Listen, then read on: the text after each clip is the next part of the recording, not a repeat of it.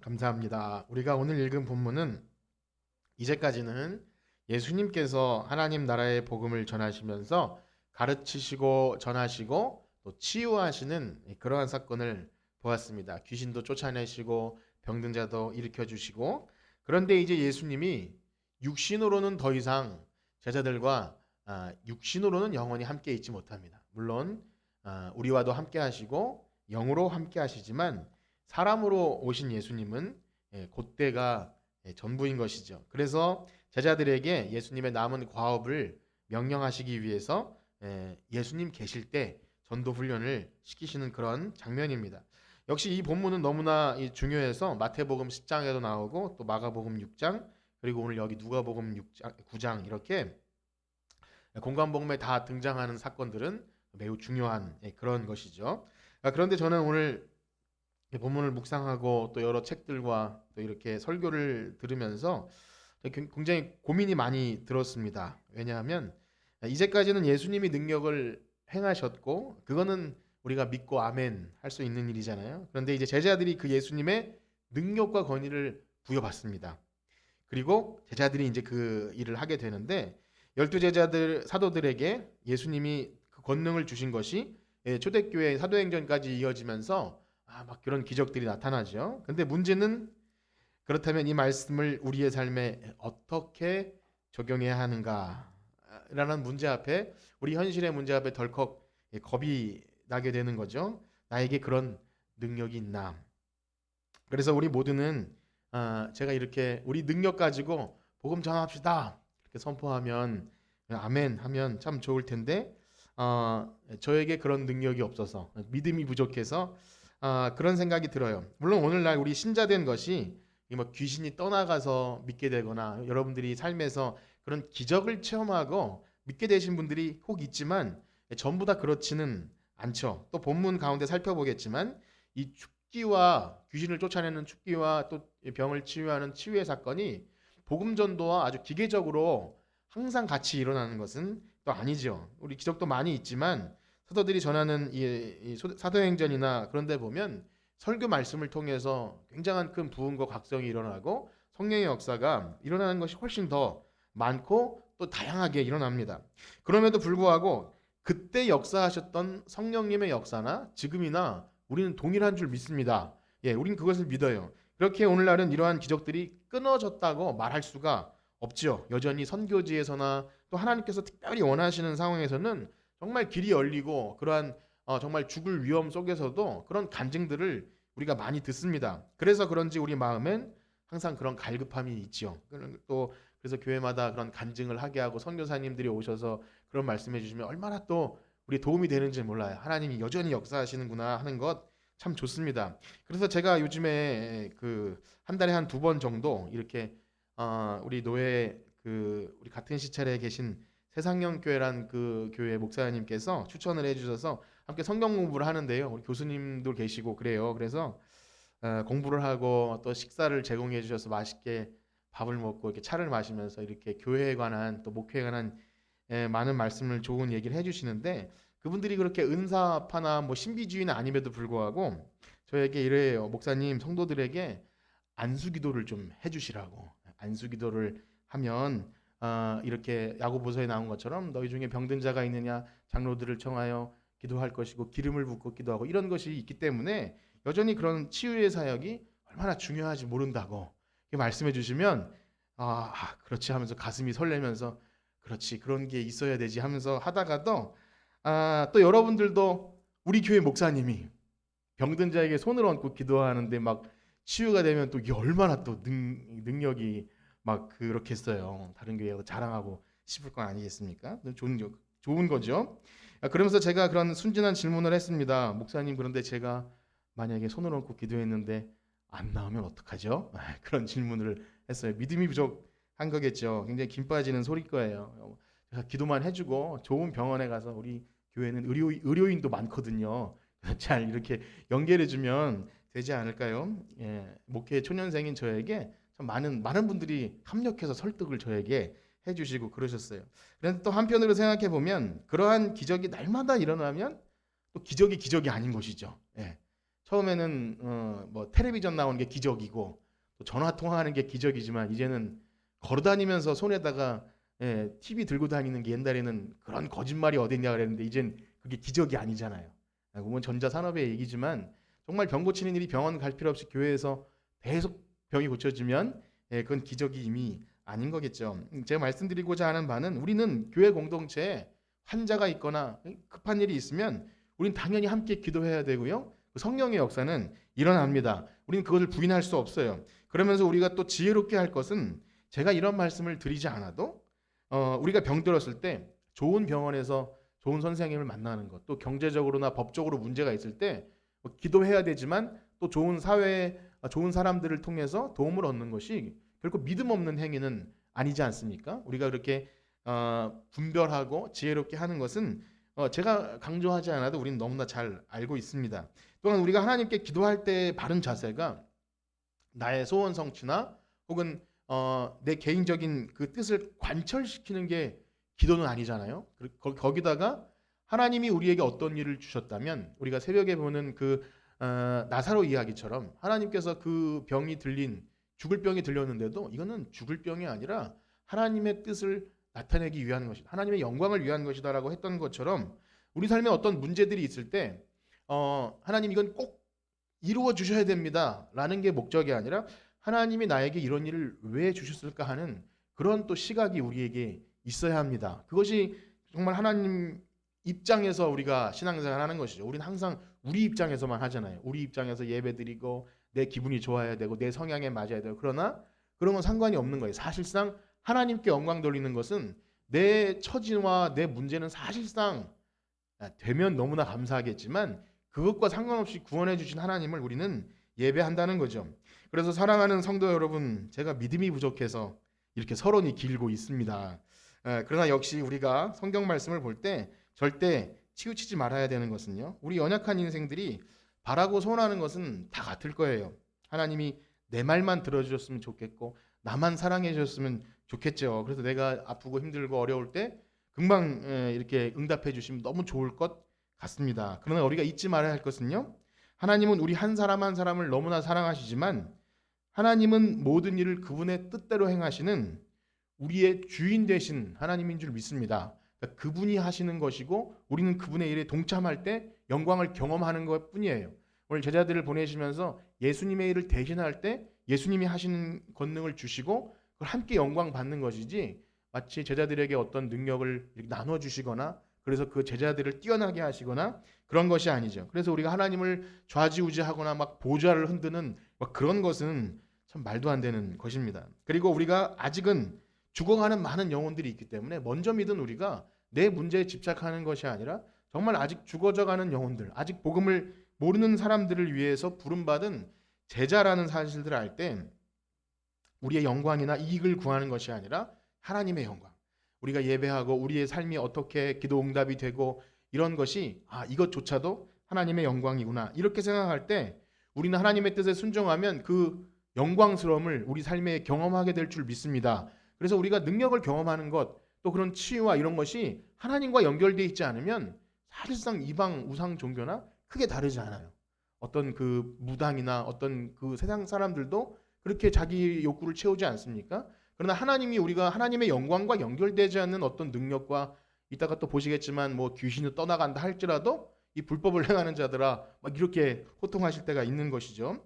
그래서요 우리를 부르신 주님께 우리가 합당하게 응답하고 그분의 능력을 우리가 내가 내 거를 취하려는 자세가 아니라 하나님께서 이 일도 능히 하실 줄 믿고 간구할 때 여전히 동일한 성령의 역사가 일어날 줄 믿습니다. 자, 이러한 마음 가지고 우리 누가복음 1장 9장 1절 2절 한번 같이 읽어보겠습니다. 9장 1절과 2절입니다. 시작. 예수께서 12제자를 불러 모으사 모든 귀신을 제어하며 병을 고치는 능력과 권위를 주시고 하나님의 나라를 전파하며 앓는 자를 고치게 하려고 내보내시며 아멘. 여기 1절과 2절에 이 중요한 단어를 잘 기억하세요. 불러, 부르시고 또 모으시고 보내시는 것. 이게 굉장히 중요한 원리인데요. 우리 구주로 영접한 예수님을 구주로 영접한 우리 성도들은 이 원리가 항상 작동합니다. 우리를 부르신 주님은 여기 모아서 교회되게 하시고 또 보내시는 거죠. 부르시고 모으셔서 교회되게 하셔서 보내시는 것. 그래서 우리 교회는요, 이 땅에 존재하는 모든 교회는 이 선교의 사명을 아주 핵심적인 사명으로 갖고 있는 선교 공동체입니다. 그래서 그 일을 위해서 능력과 권위를 주시는 겁니다. 즉 이제 예수님은 저자들과 육신으로 계속 있을 수는 없기에 그것을 주셔서 교회되게 하시고 그 영적인 권위를 가지고 예수님의 손발이 되어서 그 일을 감당하게 하시는 겁니다. 그러기에 능력과 권위를 주시는 것은요, 어떤 사람의 뭐 믿음이 좋은 것을 나타내는 척도이거나 아니면 저 사람이 뭔가 타고난 내공이 있거나 아니면 막 뭐랄까요, 그 세상에서 도 닦듯이 산기도를 많이 하거나 그래서 얻어지는 것이 아닙니다. 하나님께서 영광 받으시기 위해서 필요하시면 주시는 것이기 때문에 우리가 그 능력을, 은사를 사모할 필요는 있지만 그것이 있어야 내가 신앙이 좋거나 꼭 그래야 능력 있는 그런 것은 아닙니다. 오로지 목적은 하나님 나라의 복음을 전파하기 위함인 줄 믿습니다. 그래서 이 큰 구도를 잘 이해하셔야 돼요. 하나님 나라라고 할 때 우리가 죽어서 천당 가는 것에 국한되지 않습니다. 예수님이 이 땅에 오심으로 하나님 나라가 임한 줄 믿습니다. 이 그림이 잘 와닿지 않는 이유는 이런 거예요. 우리가 주로 생각하는 천국이 불교나 이런 여타 종교에서 말하는 극락왕생, 유토피아 이런 어떤 무릉도원 같은 것에 딱 이렇게 기독교적인 하나님 나라가 아니라 그런 세상 이방 종교의 천국 사상과 약간 이렇게 섞여 있습니다. 그래서 잘 와닿지 않는데, 물론 우리 하나님이 계신 낙원이 있죠. 예수님이 십자가에 달려 돌아가실 때 옆에 한편의 강도가 이렇게 예수님을 이렇게 믿는다고 할 때 그러죠. 오늘 밤 너가 나와 함께 낙원에 이르리라 할 때 그 낙원이 있고 우리는 그 하나님 그 영적인 세계를 기다리고 마침내 우리가 죽어서 그 천국에 가게 될 것입니다. 그런데요, 그 천국이 예수님이 이 땅에 오심으로 지금 우리가 살고 있는 이 세계와 영적으로 연결이 되어 있는 거예요. 그러니까 예수님이 오심으로 하나님 나라가 시작됐다는 거죠. 그래서 하나님 나라는 예수님을 구주로 영접한 사람들 속에 이미 시작된 줄 믿습니다. 그 생각을, 그 사상을 많이 이렇게 염두에 두셔야 돼요. 새 사람 된 우리 성도가 그래서 하나님 나라의 완전한 도래를 바라고 소망하면서 살아갈 때 나그네로서 사는 것입니다. 하나님 나라를 소망할 때 이 땅에서도 하나님 나라가 임했지, 완전히 완성될 때까지 우린 나그네로 살아간다. 이걸 좀 이해하기 쉬운 것이 우리가 주기도문 할 때 어떻게 하죠? 하늘에 계신 우리 아버지여 이름이 거룩히 여김을 받으시오며 어떻게 하죠? 그 다음에 나라가 임하옵시오며, 그렇게 나라가 임하옵시오며, 하나님의 나라가 임하는 거예요. 천국에 가기도 하지만 하나님 나라가 임해요. 이것을 어떤 우리가 실제적으로 경험한 세계가 아니기 때문에 모르지만 중요한 것의 그 핵심은 뭐냐면 하나님이 주권을 가지고 통치하시는 나라를 성도들은 사모한다는 겁니다. 이 땅에 천국을 사모하는 성도는, 부활을 소망하는 성도는 지금 그 부활의 능력과 하나님 나라가 이 땅에 임한 것을 바라고 소망하기 때문에 세상의 자본 질서, 그 다음에 사람들의 그런 물질 문화, 그 다음에 사람들의 그런 탐욕과 여기에 길들여지지 않고 하나님 나라에 속한 그 창조 질서를 살려고 애쓰고 노력하는 거예요. 그게 교회에 모인 성도들입니다. 그래서 우리가 성도들로서 이 땅에 교회로 존재하는 것은 여기 하나님 나라가 임하였음을 선포하는 거예요. 그래서 그런 의미로 예수님이 그런 능력을 주시는데, 하나님 나라를 전파한다는 것은 바로 그 하나님 나라가 이 땅에 임하였음. 그래서 오늘 이 마귀의 권세를 몰아내고 하나님의 통치가 완전하게 장악하는 것을 귀신을 쫓아내는 일로 이렇게 보여주시는 겁니다. 대표적인 구절을 한 구절 보실 텐데 이 마태복음입니다. 마태복음 12장 28절을 보시겠습니다. 누가복음에도 있는데요. 마태복음 12장 28절 다 같이 읽어보겠습니다. 시작. 그러나 내가 하나님의 성령을 힘입어 귀신을 쫓아내는 것이면 하나님의 나라가 이미 너희에게 임하였느니라. 아멘. 그래서 이건 통치의 개념이에요. 하나님의 통치가 주권이 임하기 위해서 마귀의 권세를 몰아내죠. 마귀, 세상 권세라 그러잖아요. 공중 권세 잡은 자 마귀가 이 땅을 잠깐 다스리지만 예수님이 이 땅에 임하심으로 말미암아 사람의 몸을 입고 오심으로 하나님의 통치가 시작된 거예요. 그래서 우리가 이 땅에 살아갈 때 우리가 전도하는 것, 또 교회로서 존재하는 것은 그저 우리 개인적인 내세신앙 혹은 한 사람 교회로 인도하는 그 정도 차원이 아니라 하나님의 나라를 선포하는 거죠. 하나님의 나라가 임하였다. 그래서 이 귀신을 쫓는 일도 그러한 개념에서 이렇게 참 상징적인 일로 되는 겁니다. 그래서 복음 전파와 선교 사역은 선택 사항이 아닙니다. 그래서 어떤 사람에게 참 달란트 있는 사람에게 되는 것이 아니라 우리가 하나님의 나라가 우리에게 임하였다는 것을 믿는 사람은 그 죽어져 가는 영혼 또 이 마귀의 권세에 있는 것을 볼 때 그냥 둘 수가 없는 거예요. 여전히 죄악 가운데 흑암 가운데 있는 사람을 볼 때 하나님의 나라가 임한 사람은 그냥 그것을 마음속에 그냥 뭐 저 사람은 저 사람이고 나는 이렇게 될 수가 없다는 것이죠. 그래서 그런 열망이 있고 하나님 나라에 대한 기대가 있는 사람에게 전하게 하시고 그때 능력이 나타날 줄 믿습니다. 그래서 이 선교의 맛을 한번 보면 계속해서 나가게 되더라고요. 그래서 실제로 안 될 것 같은 일이 막 기도하면서 하나님 힘을 주세요 하면 또 막 길이 열려요.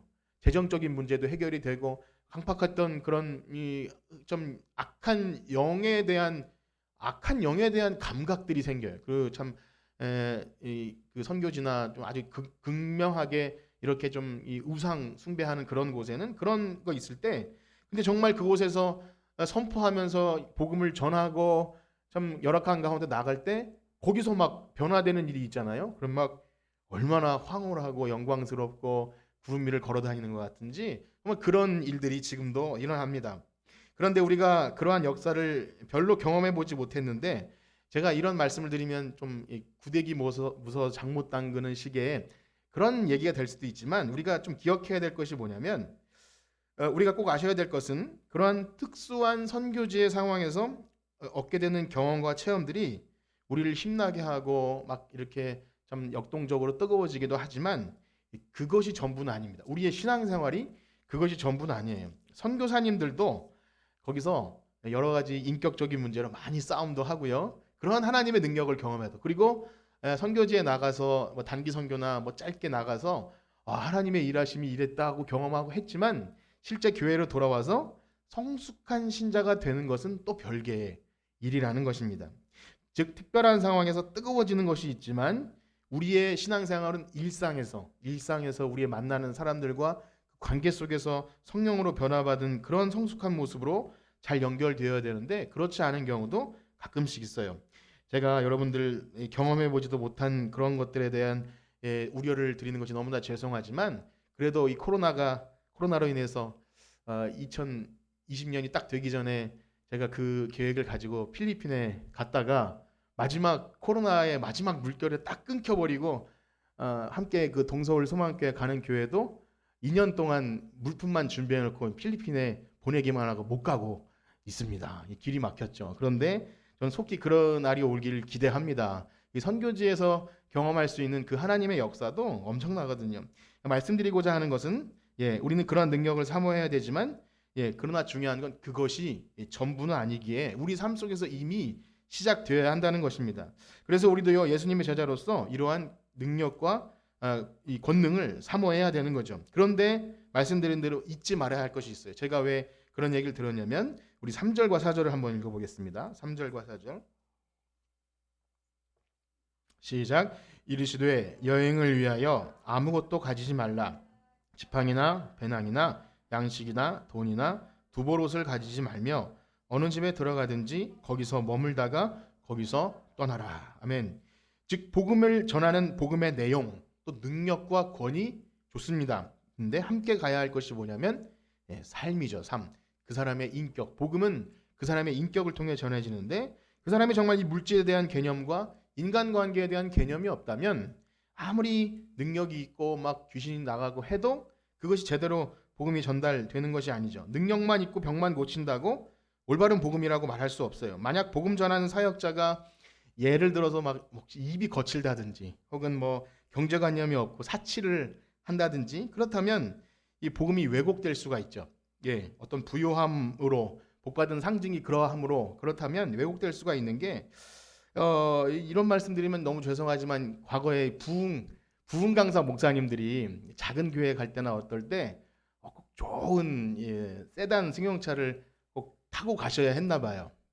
그리고 양복도 좀 하얀 것을 입으시고 그리고 그렇게 해야 사람들이 저는 부흥 강사 목사님 오셨구나. 이렇게 해서 이렇게 좀 그런데 입도 좀 거칠고 욕도 좀 섞어서 해서 복 받아라 그렇게 하면 또 아멘하면서 아주 행복해하는 거죠. 그 믿음이 귀중한 믿음이지만 그 보여지는 것 자체가 예수님과 제자들의 그런 자발적인 그런 이 거지는 아니지만 비움과는 너무나 큰 차이가 있죠. 예수 믿으면 그렇게 된다는 것의 모델이 그렇다면 복음이 아닌 거죠. 그래서 사실상 귀신을 쫓아내는 능력이 있고 병을 낫게 한다 할지라도 또 거기서 능력이 행하고 사람들이 실제 병이 낫다 할지라도 그것 자체가 진정한 복음이 아닐 수 있다는 겁니다. 우리 마태복음 7장 말씀을 한번 보겠습니다. 마태복음 7장 21에서 23절 다 같이 한번 읽어보겠습니다. 시작. 나더러 주여 주여 하는 자마다 다 천국에 들어갈 것이 아니요 다만 하늘에 계신 내 아버지의 뜻대로 행하는 자라야 들어가리라. 그날에 많은 사람이 나더러 이르되 주여 주여 우리가 주의 이름으로 선지자 노릇하며 주의 이름으로 귀신을 쫓아내며 주의 이름으로 많은 권능을 행하지 아니하였나이까 하리니 그때 내가 그들에게 밝히 말하되 내가 너희를 도무지 알지 못하니 불법을 행하는 자들아 내게서 떠나가라 하리라. 아멘. 너무 무서운 말씀 아닌가요? 우리 사랑하는 성도 여러분, 우리 복음 전하는 우리에게 먼저 올바른 믿음이 있기를 축복합니다. 그리고 인격적으로도 건강해야 돼요. 물질관념도 있어야 되고요. 그래야 복음이 더 힘있게 본질적으로 전해지는 것입니다. 그래서 예수님은 먼저 제자들에게 전도 여행을 하면서 아무것도 가지지 말라는 그런 참 특별한 말씀을 하시는 거예요. 우리 3절을 다시 한번 읽어볼까요? 3절, 9장 3절 다시 누가복음으로 돌아와서 9장 3절 시작. 이르시되 여행을 위하여 아무것도 가지지 말라. 지팡이나 배낭이나 양식이나 돈이나 두버롯을 가지지 말라. 아멘. 이미 말씀드린 바와 같이 굉장히 상징적인 일인데요. 이 기독교가 무소유를 주장하는 건 아니잖아요. 그렇죠? 그런 면에서 지금 이 그림은 무엇이냐면 이 보여주는 상징성은 이 출애굽한 이스라엘 백성을 이렇게 보여주고 있습니다.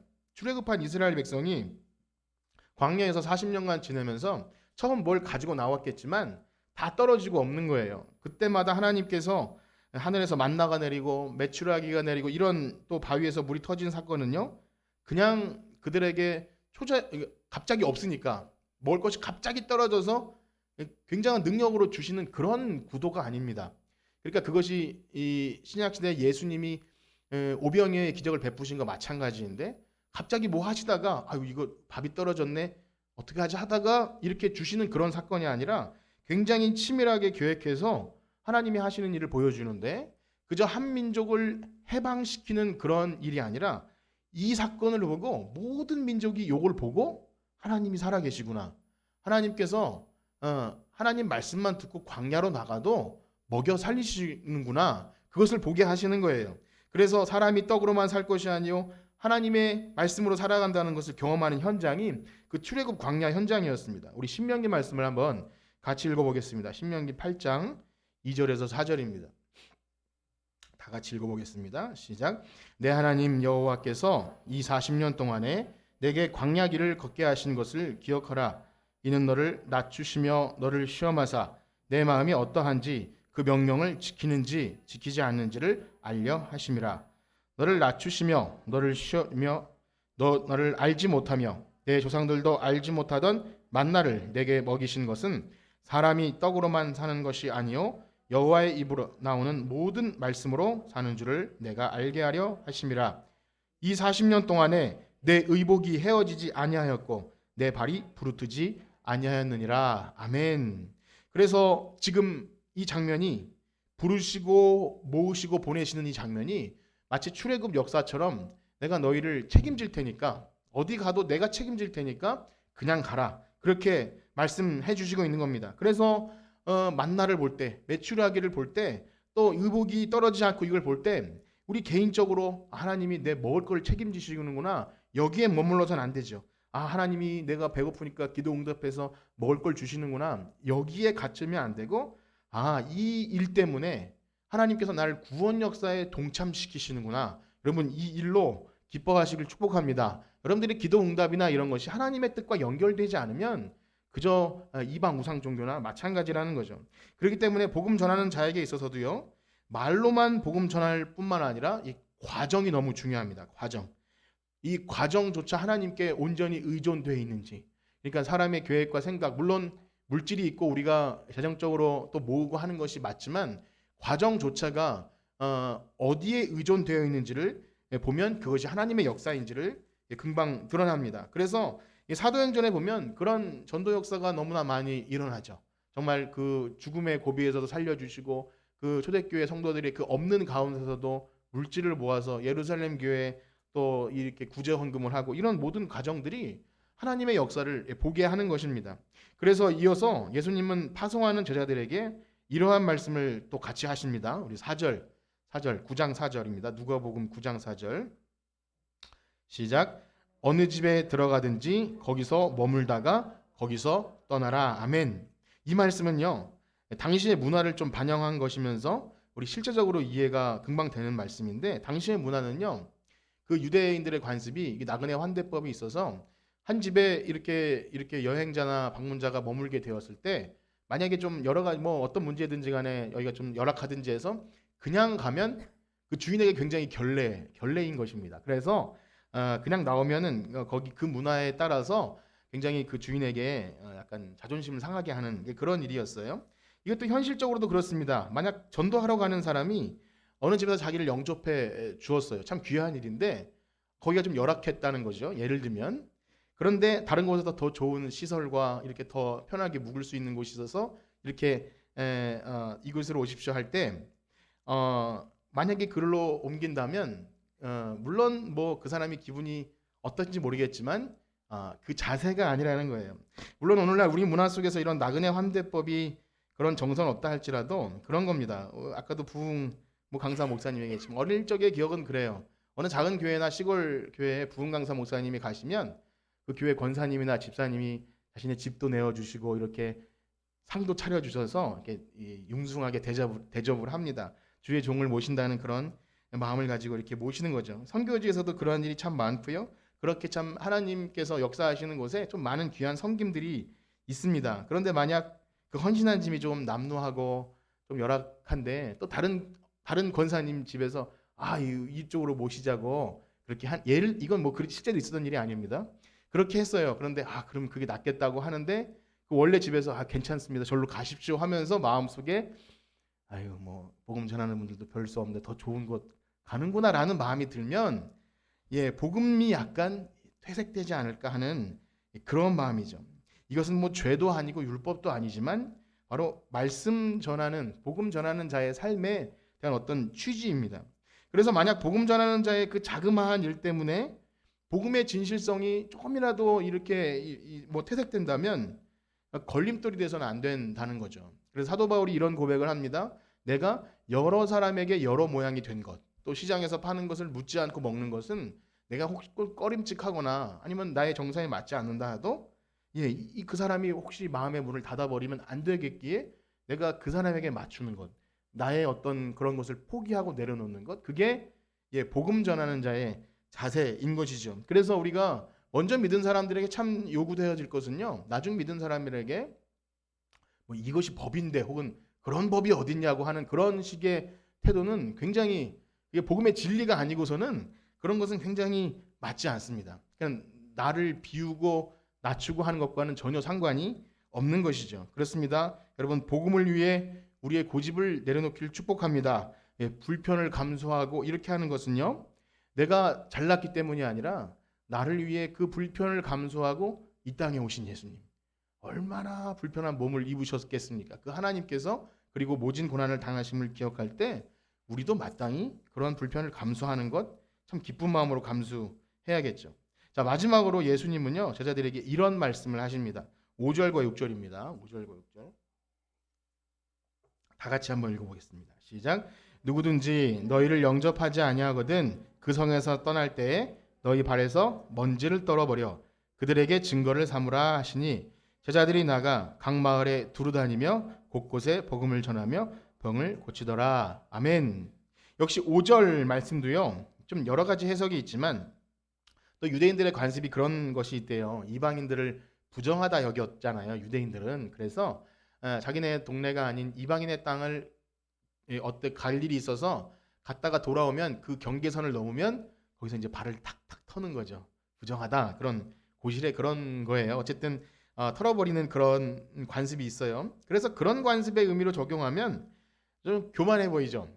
발의 먼지를 막 털어버리고 너네들은 이제 복음을 받지 않았으니까 뭐 저주를 받는다 이런 느낌이 여겨져요. 그런데 그것이 아니라 복음을 듣지 않은 자들에 대해서 그들이 이스라엘 백성이든 이방인이든 다 이방인으로 여기는 거예요. 즉 내가 복음을 전했지만 받지 않으면 선택받은 백성이 아니구나 이렇게 여기라는 거죠. 그래서 사도행전에 보면 실제 그런 구절이 나오는데요. 우리 사도행전 13장에 나옵니다.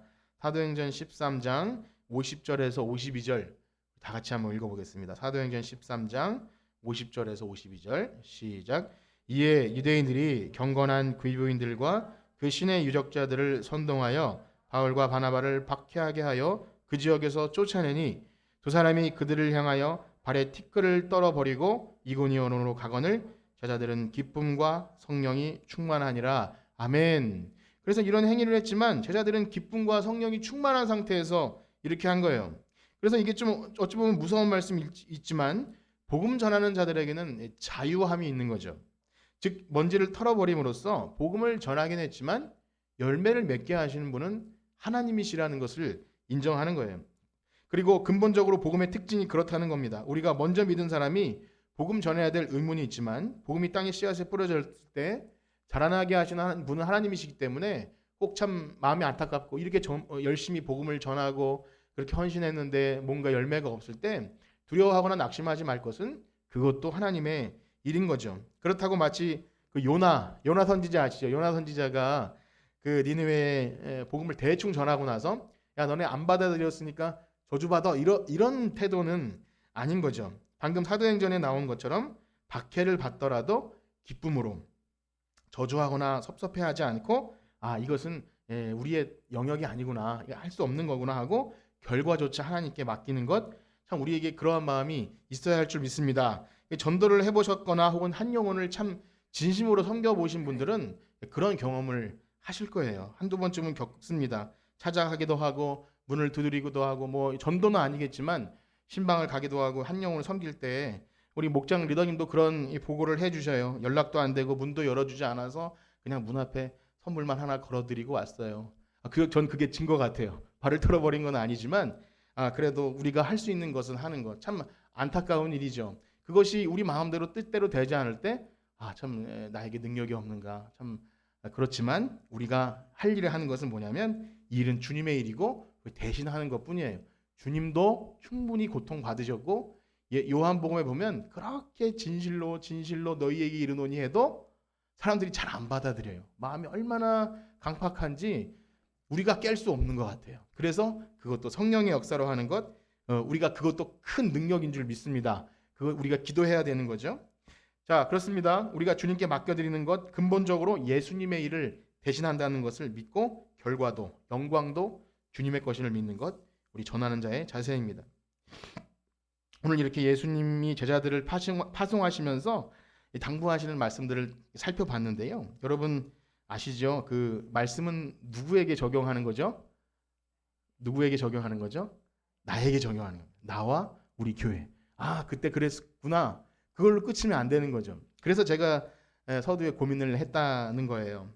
왜냐하면 예수님의 제자들을 보내시는 사건은 그 사건 때문에 복음이 뿌려지고 전해지고 흘러나와서 지금 우리도 그 열매로 맺혀진 열매들이잖아요. 그렇죠? 복음의 씨앗이 뿌려지고 거기서 또 다른 사람이 복음을 듣고 이렇게 복음이 흘러 우리 이 땅 조선 반도에 미국 선교사들이 그 어린 아기들을 안고 와서 여기서 그 죽음을 각오하고 복음을 전했기에 우리도 여기 이렇게 교회가 세워지고 있는 것입니다. 그래서 그때 그 사명이나 지금 우리가 부여받은 사명이나 동일한 줄 믿습니다. 그래서 오늘 이 말씀을 통해서 찾아내는 원리들을 가지고 우리가 어떻게 적용해야 될지를 이렇게 몇 가지만 고민하고 마실 텐데요. 먼저는 이 서두에 말씀드린 바와 같이 오늘 예수님이 이 귀신을 쫓아내고 병을 치유하는 그런 능력을 제자들에게 주신 것은요. 하나님의 복음이 전파되고 하나님의 나라가 이 땅에 임하였음을 보여주는 상징적인 사건이라 그랬어요. 귀신이 나가는 것은 하나님의 통치가 임하는 것. 그래서 그것이 오늘날 이렇게 뭐랄까요? 병원이 충분히 있고 그때는 병원도 없고 또 귀신의 역사가 많았고 그랬기에 하나님이 그렇게 특수하게 역사하셨던 것, 또 복음이 속히 빨리 전파되어야 하기에 하나님이 그렇게 성령께서 특별한 상황 가운데 역사하시는 것. 그래서 우리도 그러한 원하고 바라는 마음은 있지만 우리가 성령의 역사를 어찌 하겠습니까? 우리에게 맡겨진 일을 하는 것이죠. 자, 그러나 그런 원리와 근본적인 자세는 그때나 지금이나 동일하죠. 제자들에게 이렇게 말씀하신 여러 가지 것들에 대한 원리는 동일한데 중요한 사실은 우리가 이 일을 바라고 소망하는 것이 우리의 개인적인 바람과 소원이 아니라 정말 주께서 명령하신 그 구원 역사에 동참하고 우리의 삶을 내어 맡길 때, 그러니까 여기에 제자들이 다 아무것도 아닌 것처럼 걸어갔던 것처럼 우리의 삶을 내어 맡길 때 그러한 능력도 오늘날 우리에게 동일하게 이루어질 줄 믿습니다. 자, 그러한 측면에서 현재 우리가 추구하는 삶, 우리가 현재 추구하는 삶이 오늘 예수님께서 제자들에게 명령하셨던 그러한 자발적인 가난, 자발적인 그런 궁핍함과 그런 것들이 있는지를 한번 생각해 보게 되었는데요. 그 중심 원리가 같기 때문이죠. 예수님이 제자들을 파송하시면서 전적으로 하나님만 의지하기 위해서 아무것도 없이 가라. 그렇게 명령하신 건 굉장한 큰 원리라는 것입니다. 그래서 그런 아무것도 없음을 가지고 갔는데도 길이 열리고 하나님을 체험할 때 이게 하나님이 원하시는 일이고 기뻐하시는 일이구나 하는 확신을 얻게 되죠. 그런데 오늘날 우리가 가만히 생각해 봤을 때 우리가 너무나 많은 안전장치들, 그리고 보험과 예금과 건물과 그런 우리 삶의 안전장치들이 하나님의 능력을 의지하지 못하게 하는 것들이 아닌가를 조심스럽게 생각해 봅니다. 왜 조심스럽게 생각해 보냐고 말씀드리냐면 이 말씀이 만약 극단적으로 적용돼서 우리가 하나님의 능력을 온전히 경험하기 위해 다 버리고 주를 따릅시다 라고 제가 선포하면 여러분들 뭐라고 하시겠습니까? 목사님이 먼저 그렇게 하시면 그렇게 하죠라고 말할 분은 아무도 안 계시겠지만 그렇게 극단적으로 적용될 때 굉장히 위험할 수 있는 것입니다. 그러나 역시 오늘 말씀의 근본 취지를 보고 이해한다면 과연 이 말씀이 현실적으로 우리에게 어떻게 적용되어야 될지를 우리는 고민하면서 찾으셔야 됩니다. 우리가 할 일은 그것입니다. 우리가 말씀을 묵상하고 그때 그 제자를 파송하면서 예수님께서 주신 원리가 오늘날 우리에게 어떻게 적용될지를 생각할 때 오늘 말씀이 우리에게 요구하시는 이 복음 전도를 위한 자발적인 비움, 복음 전도를 위한 자발적인 가난, 먼저 우리가 여기 구리시 수택동에 파송받은 선교사라는 마음이 있는지를 생각해 보셔야 됩니다. 내가 여기 이 교회에 몸담고 있는 것이 이 구리시 수택동이라는 이 지역에 예수님이 제자들을 파송하셨듯이 우리를 불러서 모아서 교회되게 하고 보내신 것을 여러분 믿으시나요? 그렇다면 그것이 우리의 삶에 어떻게 적용되어야 될지를 자꾸 찾아내실 때 오늘날 2022년 이 대한민국 사회에서 살아간다고 하는 것, 뭐 아주 부자인 사람도 있고 아주 가난한 사람도 있잖아요. 뭐 이렇게 양극화가 굉장히 심해진다고 하는데 이 사회에서 우리가 가정이 있고 저를 포함해서 직장이 있는 분, 이 자녀 키우는 공동체를 이끌며 살아갈 때 이 거지로 살아갈 수는 없는 거 아니겠습니까? 그런 식으로 말씀에 적용되진 않겠죠. 그래서 그 내적인 기준들이 무엇인지를 우린 분명히 하셔야 돼요. 그 내적인 절대적인 기준이 아니라 우리 스스로 하나님 앞에 겸손하게 우리의 삶이 어떠해야 할까요를 묻고 그렇게 우리 상황과 형편에 맞춰야겠죠. 그래서 바로 우리에게 맡겨주신 물질을 우리가 어떻게 계획해 나가고 있는가, 우리가 어떻게 우리의 안전장치들을 가지고 있으면서도 그런 것들이 하나님을 의지하지 못하게 하는 걸림돌이 안 되면서 또 복음을 전할 때 예수님 믿는 사람도 별거 없네, 이게 세상의 물질과 여러 가지 것들에 그렇게 흔들리네라는 그러한 마음 안 주고도 어떻게 살 수 있을지를 우리는 늘 고민해야 할 줄 믿습니다. 정답을 말씀드리는 것이 아니라 우리가 그 고민을 늘 해야 돼요. 사실 우리 교회에 모이시는 분들은요, 그렇게 부한 사람도 없으시고, 부한 사람이 있다면 죄송합니다. 또 그렇게 가난해서 우리가 막 너무나 도와줘야 될 아주 열악한 분도 없으신 것 같아요. 제가 알기로는 그랬습니다. 그런데요, 모두들 자신의 형편에 맞게, 아니 힘에 지나도록 헌금 생활도 하시고 물질 관리도 잘 하시는 것 같아요. 검소하신 분들이고 사치하거나 허세를 부리는 분들은 없으세요. 참 귀하신 분들인데, 그렇게 우리가 주님께 헌신되고 거듭난 성도들이 모인 이 교회 공동체, 하나님의 사랑받는 이 교회 공동체가 이 귀한 헌금을 어떻게 계획하고 사용하는지는 정말 우리가 이 땅에 파송받은 제자들인지를 우리의 내적인 기준을 가지고 세울 수 있는 귀한 고민들이죠. 우린 그 고민을 같이 해야 됩니다. 더 이상 우리의 안전장치를 위해서 혹은 예금이나 건물이나 편의시설을 위해서 투자하는 것보다 지금 현재 이 지역에 주님께서 우리를 보내셨다면 가장 기뻐하신 일에 우리의 재정을 사용하는 것, 더 지혜롭게 사용하는 것, 한 영혼을 위해서 어떻게 살릴 수 있을까를 고민하는 것, 그것이 우리의 사명인 줄 믿습니다. 우리 지난 그 성탄절에 여러분 기억하실지 모르지만 성탄 헌금 전액을 한 146만 원 가량을 가난한 이웃과 또 은퇴하고 연로하신 그 목회자 가정에게 이렇게 후원하고 조금이라도 생색을 내거나 뭐 감사의 그런 것을 바라지 않고 그렇게 귀한 것을 보낸 것은 그 성탄의 진정한 의미임을 우리가 함께 동의하고 장로님들과 함께 기쁘게 그렇게 헌신했음을 기억하실 것입니다. 이것은 결코 우리의 자랑이나 그런 것이 아니죠. 또한 우리 교회는 해외 선교지 2곳에 매월 20만 원씩을 이렇게 총 40만 원을 후원하고 또 국내 선교로 한 4곳의 교회에 총 한 50만 원을 또 이 르완다에 살고 있는 그 3살짜리 여자의 클로딘에게 월 4만 5천 원씩을 이렇게 생활비로 보내고 있습니다. 너무나 귀하고 감사한 일이 아닐 수 없는데요. 그런데 가만히 생각해 보면 우리 교회가 받은 은사와 복을 생각하면 더 많은 일을 할 수 있겠다. 그런 감동이 너무 많이 생기는 거죠. 일회성이 아니라 꾸준한 구제가 필요하고요. 그래서 우리 구제부장님도 있고 또 앞으로는 장학금을 아이들에게 장학금을 줄 수 있는 또 후원하는 선교지도 목표를 가지고 늘려야 하는 것, 그것이 우리가 이 땅에 선교사로서 우리가 가진 것을 어떻게 전해줄 수 있는지를 생각하는 것, 그것이 우리의 사명인 줄 믿습니다. 여러분, 제가 이런 말씀을 드릴 때 어떤 생각이 드시나요? 좀 아깝다라는 생각이 드시나요? 혹은 우리가 그렇게 할 수 있을까라는 생각이 여러분 드실 수도 있습니다. 근데 사실 저는요, 여러분 가운데 가장 인색한 사람이에요. 별로 나눔의 연습이 되어 있지 않고 받는 것만 잘하는 그런 사람입니다. 받을 줄만 알았지 나누는 기쁨이 뭔지 모르고 그렇게 산 사람이죠. 그런데요, 하나님의 말씀을 묵상하면 묵상하고 또 성령님께서 감동을 주시는 것은 우리가 받은 은혜를 생각할 때 나와 우리 가족을 위해서 쓰는 그 물질과 비용을 생각하면 그 퍼센티지로 따지면 저희 가정도 이제 그 우리 교회가 돕는 아이 말고 이렇게 몇 아이를 돕고 있는데 그 퍼센티지로 따지면 굉장히 적어요, 사실상. 아이들에게 들어가는 비용과 물론 제가 드리는 말씀은 절대적 기준이 아닙니다. 우리가 살고 있는 내적 기준이에요. 여러분들이 내가 이것이 이 주신 물질이 하나님 거이고 내가 이 땅에서 어떻게 하나님 나라를 이루어갈지를 고민한다면 우리의 경제관념이 어때야 되는지를 그런 예시를 들여서 말씀드리는 것이죠.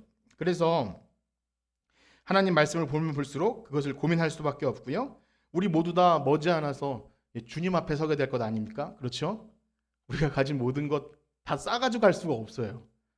누가 먼저 갈지도 모르고, 그런데 우리가 향유하고 있는 이 살림살이들 하나님 앞에 다 싸가지고 갈 것도 아닌데, 생각해보면 주님 앞에 섰을 때 야, 내가 너에게 준 그 은혜와 복들을 잘 나누고 왔니? 라고 물어보면 아이고 어떡하죠? 제가 잘 못 쓰고 그냥 누구에게 너무 아깝다고 할 수는 없지 않습니까? 그렇게 생각하는 거예요. 하나님 앞에 섰을 때 우리에게 주신 그 은혜와 복, 그 뭐 하라고 주신 건지를 자꾸 생각하는 것이 이 땅에서 주님 나라가 어떻게 증거되는지를 우리는 아는 거죠. 그렇습니다. 하나님 나라의 백성으로 하나님 나라가 이 땅에 임할 것을 바라는 성도들이라면 우리가 우리를 위한 지출을 조금만 줄이면 훨씬 더 많은 사람들에게 은혜와 복을 나눌 수 있는 것, 우리는 그러한 연습이 좀 많이 필요할 것 같습니다. 그래서 우리가 함께 모인 이 교회 공동체가 먼저 이곳에서 우리의 살림살이를 주님께 내어 맡겨야 할 줄 믿습니다. 말씀드린 대로 이것은 우리의 내적 기준이죠. 우리가 우리를 위해 쓰는 것을 아끼고 저축하고 애써서 그것을 이월시키고 이렇게 살림을 잘 살아서 저축하는 데 기쁨을 누리는 것이 아니라 어떻게 하면 이 귀한 헌금을 가지고 영혼 살리는 일을 위해 어떻게 쓸지를 우리 함께 고민하는 우리 자발적인 비움, 예수 그리스도의 몸된 교회가 이 제자들로 어떻게 이 땅에서 하나님 나라를 완성해 갈지를 크지 않지만 우리가 뭐 그렇게 대단하겠습니까? 그러나 이 작은 것 가지고 어떻게 하면 오병이어의 기적 일어날 수 있을지 그런 꿈과 기대가 우리에게 있기를 축복합니다. 또 한 가지는요, 이 복음을 전하는 일을 위해서 예수님의 이 사람들과 인격적인 관계를 우리는 늘 해야 됩니다. 어느 집에 들어가든지 거기서 머무는 그 정신인데요. 그러기에 우리가 허락하신 이 교회를 중심으로 여러분 교회를 왔다 갔다 하시면서 그냥 왔다 갔다 하지 마시고 참 이웃들에게 인사도 하시고 또 관계를 맺는 것은 너무 중요한 일입니다. 교회가 이질적인 공간이 되어서는 안 되겠죠. 그래서 코로나로 인해서 쉬고 있지만 참 작은 빵과 음료를 나누는 것, 혹은 화장실을 기쁨으로 개방하는 것, 또 주차할 자리를 우리가 차지하지 않고 내어주는 것이, 여러분들이 교회를 왔다 갔다 하면서 또 환하게 웃음 주시는 것이 이 일을 통해서 좀 파송받은 제자라는 그런 인식이 자꾸만 생기는 거죠. 내 것을 주장하는 것이 아니라 이것을 나누면서 나는 이곳에 파송받은 주님의 제자야. 생기면은 그것을 가지고, 그래서 그 좋은 관계를 애쓰는 것 우리가 할 일이고요. 결과는 하나님이 책임지시는 겁니다. 우리가 이렇게 섬기고 돌아오는 반응이 황당할 때도 있죠. 화장실을 더럽게 쓰는 사람도 있고 주차를 고약하게 해놔서 기분이 조금 안 좋을 수도 있습니다. 그런데 그저 발에 먼지를 떨어버리는 심정으로 잊어야지, 이렇게 아까운 생각 생색내는 것 말고 우리가 마음의 문을 닫아버린다면 우리가 정말 이 오늘 주님의 제자들의 삶을 살지 못하는 건 아니겠습니까? 여러분, 사랑하는 성도 여러분, 우리가 무슨 귀신을 쫓아낼 능력이 있겠습니까? 아니면 병을 막 고쳐낼 능력이 있겠습니까? 그런 능력이 없다 할지라도 하나님이 우리에게 허락하신 이 물질과 재능을 가지고 세상의 경제 질서가 아니라 하나님 나라의 그 경제 질서로 이 땅에 쌓아두지 않고 하나님 나라를 위해서, 그 복된 일을 위해서 나누는 것, 그걸 통해서 더 큰 기쁨을 누리는 우리 모두가 되길 축복합니다. 만약에 그런 마음들이 우리 마음에 조금씩 자리를 잡는다면, 이 교회는 진짜 하나님께 전적으로 의존하는 교회구나. 그래서 여기 앞에 이 동네 뉴타운이 생기고 많은 사람들이 입주하게 됐을 때 우리 교회를 잠깐 방문했다가 이 교회는 진짜 하나님께 전적으로 의존하는 교회네 라는 시각이 생기면 그 얼마나 기쁘고 감사하겠어요. 숫자가 많아지는 게 목적이 아니라 이 교회는 하나님 겁니다. 그래서 하나님께서 주신 것을 어떻게 사용하는지를 누구에게나 봐도 하나님이 하시는구나라는 것이 우리 가운데 있기를 축복합니다. 그것이 파송받은 제자들인 줄 믿습니다. 우리 이 시간에 이 찬양 하시고 기도하고 마실 텐데요. 우리를 사용하소서이죠. 우리에게 소원이 하나 있다면 이 교회를 통해서 주님의 복음이 증거되고 우리가 희생과 포기와 가난이 있는 것, 주님께 받은 사랑이 너무 커서 제자로서의 삶을 감당하기 원합니다. 우리 이러한 마음을 가지고 이 찬양하고 우리 기도하고 마치겠습니다.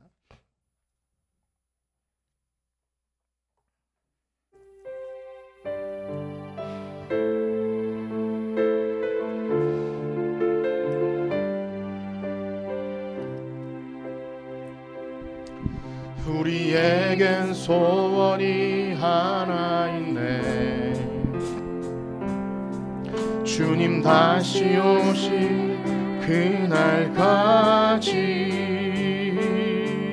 우리 가슴에 새긴 주의 십자가 사랑, 나의 교회를 사랑케 하네.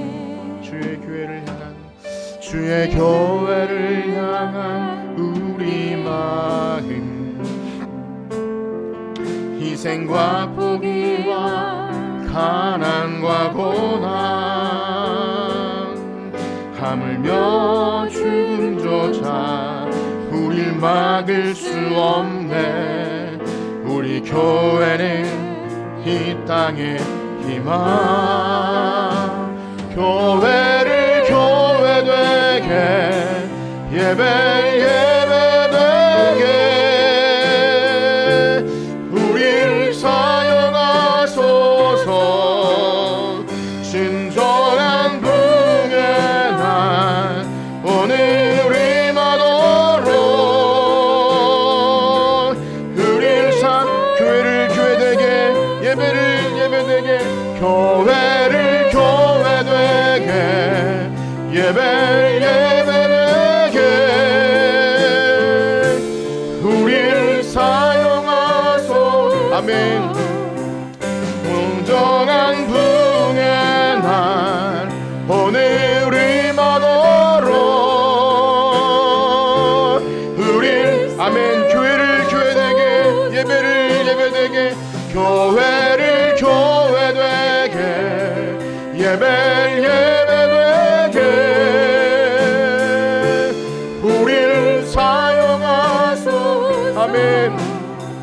진정한 분의 날 오늘이 마도록 우리를 사용하소서. 아멘. 우리 들으신 말씀을 가지고 기도합니다. 우리 진정한 하나님의 역사를 보기 원하십니까?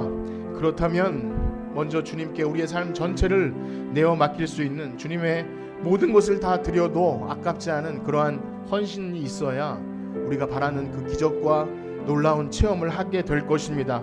그것조차 우리의 영광이 아니라 오직 하나님께서 영광 받으시는 일입니다.